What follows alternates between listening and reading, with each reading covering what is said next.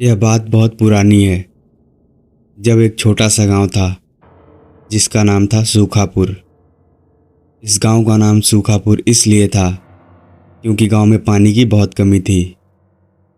गांव की सारी नदियां सूख गई थी और गांव वाले जंगल में एक छोटे से कुएं पे निर्भर थे और वो सब वहीं से पानी पीते थे और अपना जीवन का गुजारा करते थे। लेकिन एक दिन उस जंगल के कुएं के पास एक डरावनी चुड़ैल आती है और बोलती है, इस गांव में तो कहीं पानी ही नहीं है। गांव एकदम सूखा है सिवाय इस कुएं के। यानी गांव वाले यहाँ कुएं के पास पानी पीने आते होंगे। अब मैं यहीं पे छुप जाऊंगी और जो कोई भी पानी पीने इस कुएं के पास आएगा उसे खाकर अपना पेट आराम से भरूंगी। ये गांव वाले मेरा सबसे आसान शिकार बनेंगे। मुझे ज्यादा मेहनत भी नहीं करनी पड़ेगी। अब चुड़ैल उस कुएं के पास रहने लगती है। एक दिन एक औरत पानी भरने के लिए उस कुएं के पास आती है। अचानक उसके सामने वही चुड़ैल आ जाती है। वो बेचारी कुछ समझ पाती उसके पहले ही चुड़ैल उसे अपनी शक्तियों से मार देती है और उसे खा जाती है।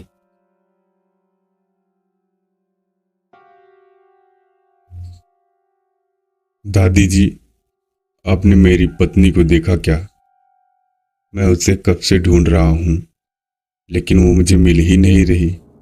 हर जगह जाके देख लिया, उसका कुछ अता पता नहीं चल रहा है। अरे बेटा, मैंने तो उसे जंगल की तरफ जाते देखा। पानी लेने जा रही थी शायद कुएं के पास। तुम उसे वहीं क्यों नहीं ढूंढ लेते? अब वो अपनी पत्नी को ढूंढने के लिए घने जंगल में कुएं के पास चला जाता है। लेकिन जंगल में उसकी पत्नी का कहीं कुछ अता पता नहीं चलता है। तभी कुछ देर में चुड़ैल वहां आती है। अरे, ये तो बहुत डरावनी चुड़ैल है। लगता है इसी ने कुछ किया है मेरी पत्नी के साथ। वो बेचारा कुछ समझ पाता उसके पहले ही चुड़ैल ने उस पर हमला कर दिया और उसे वहीं पे मार दिया। उसके बाद उसने उसको भी खा लिया। अब उन दोनों पति पत्नी के खो जाने पर गांव वाले तरह तरह की बातें बनाने लगते हैं। सब अपनी अपनी मनगढ़ंत कहानी बना के एक दूसरे को सुनाने लगता है। लेकिन किसी को कुछ पता नहीं रहता कि असल में उनके गांव में हो क्या रहा है।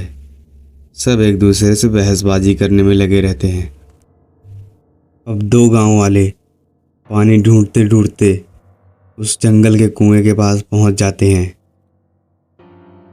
जहां उन्हें वही चुड़ैल दिखती है। वो कुछ समझ पाते उसके पहले उसने एक गांव वाले को मार दिया। यह सब देखकर एक गांव वाला अपनी जान बचाकर वहां से भागने में कामयाब हो जाता है। अब वो गांव में आके सबको उस चुड़ैल के बारे में बताता है। गांव वाले डर जाते हैं और सबकी समझ में आ गया कि उस चुड़ैल ने ही सबको मारा है। वो चुड़ैल बहुत ही डरावनी है। हम दोनों पानी पीने के लिए कुएं के पास गए। पता नहीं कहां से वो डरावनी चुड़ैल आ गई। उसने अपने हाथों से एक जादू मारा और वो मर गया। उसके बाद उसने उसे खा लिया। मैं तो जैसे तैसे अपनी जान बचाकर गांव में भाग के आ गया हूँ। और तुम सब भी जंगल में उस कुएं के पास पानी पीने के लिए मत जाना, नहीं तो वो चुड़ैल तुम सबको मार डालेगी। वो बहुत ही ताकतवर है, वो किसी को नहीं छोड़ेगी। अब बेचारे गांव वालों ने चुड़ैल के डर से उस कुएं के पास जाना ही बंद कर दिया। लेकिन वो प्यासे कब तक रहते। उसी गांव में दो भाई बहन रहते थे, एक भोलू और उसकी बहन मुन्नी। उन दोनों का एक दूसरे के सिवा इस दुनिया में कोई भी नहीं था। वो दोनों एक दूसरे की देखभाल करते थे और अपना जीवन व्यतीत कर रहे थे। लेकिन दुख के बादल उनकी जिंदगी पे छाने वाले थे। रक्षाबंधन का दिन था और मुन्नी बहुत बीमार पड़ जाती है। भोलू को कुछ समझ नहीं आता, इसलिए वो गांव से डॉक्टर को बुला कर लाता है और डॉक्टर से बोलता है, डॉक्टर साहब, मेरी बहन को बचा लीजिए। उसके सिवा मेरा इस दुनिया में और कोई नहीं है। आज रक्षाबंधन है और आज के ही दिन वो बीमार पड़ गई। मैं आपसे हाथ जोड़ के गुजारिश करता हूँ, उसे किसी भी तरह बचा लीजिए। उसको कुछ हो गया तो मैं भी जिंदा नहीं बचूंगा। भोलू बेटा, मैंने तेरी बहन को दवाई दे दी है और तुम उसे दवाई खिला देना। लेकिन बात यह है कि तुम उसे दवाई खिलाओगे कैसे, क्योंकि पानी बिना वो दवाई खाई नहीं जा सकती। और पानी को तुम लाओगे कैसे, क्योंकि जंगल में पानी वाले कुएं के पास तो वो चुड़ैल रहती है। कोई बात नहीं डॉक्टर साहब, अपनी बहन को बचाने के लिए मुझे चुड़ैल के पास जाना ही होगा। मैं इसे कुछ नहीं होने दूंगा। मैंने इससे वादा किया है कि मैं तुम्हारी रक्षा हमेशा करूंगा। और आज मैं इसे बचाने के लिए उस जंगल वाली चुड़ैल के पास जाऊंगा और पानी लेकर आऊंगा।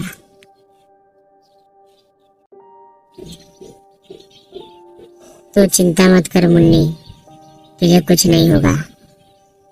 मैं उस भूतिया कुएं से पानी जरूर लेकर आऊंगा। मेरे रहते तुझे कुछ नहीं होगा। मैंने तुझे बचाने का वादा किया है और मैं उसे पूरा करूंगा। तुझे कुछ भी नहीं होने दूंगा। जरूरत पड़ी तो उस चुड़ैल से भी लड़ जाऊंगा। अब भोलू पानी लाने के लिए जंगल के उस भूतिया कुएं के पास जाने लगता है। जंगल में भोलू उस कुएं के पास पहुंच जाता है और तभी कुछ देर में वहां पे चुड़ैल भी आ जाती है।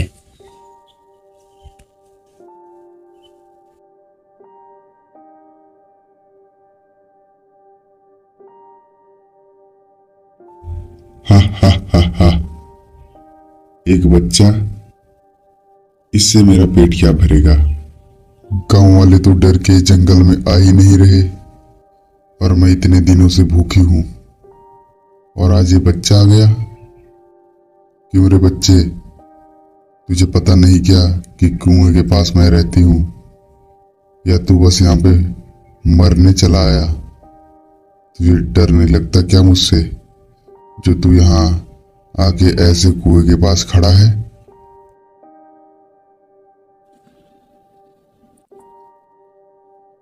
चुड़ैल जी, चुड़ैल जी, मेरी बहन बहुत बीमार है और उसे दवाई खिलाने के लिए पानी की जरूरत है, इसलिए मैं यहाँ आ गया। आप मुझे थोड़ा पानी ले लेने दीजिए और उसे दवा खिला लेने दीजिए।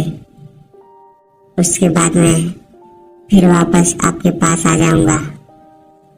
उसके बाद आप मुझे खा लेना। तू मुझे मूर्ख समझता है क्या बच्चे?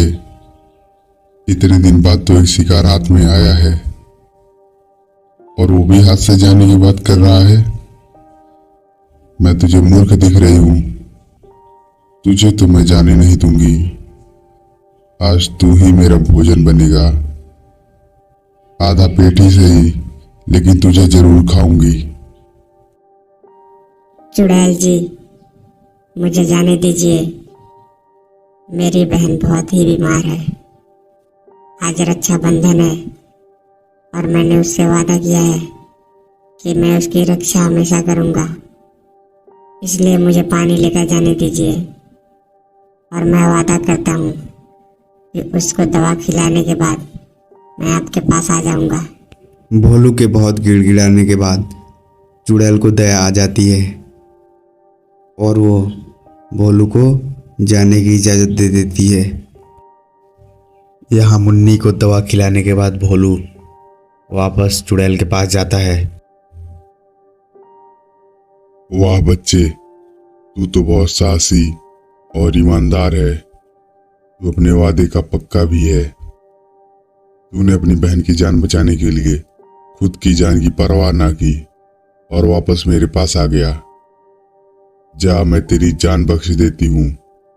अपनी बहन के साथ जा और रक्षाबंधन मना और खुशी खुशी अपना जीवन बिता। चुड़ैल भोलू को जिंदा छोड़ देती है और भोलू वापस घर आता है और अपनी बहन मुन्नी के साथ खुशी खुशी रक्षाबंधन का त्यौहार मनाता है। और ये कहानी यहीं पे समाप्त होती है।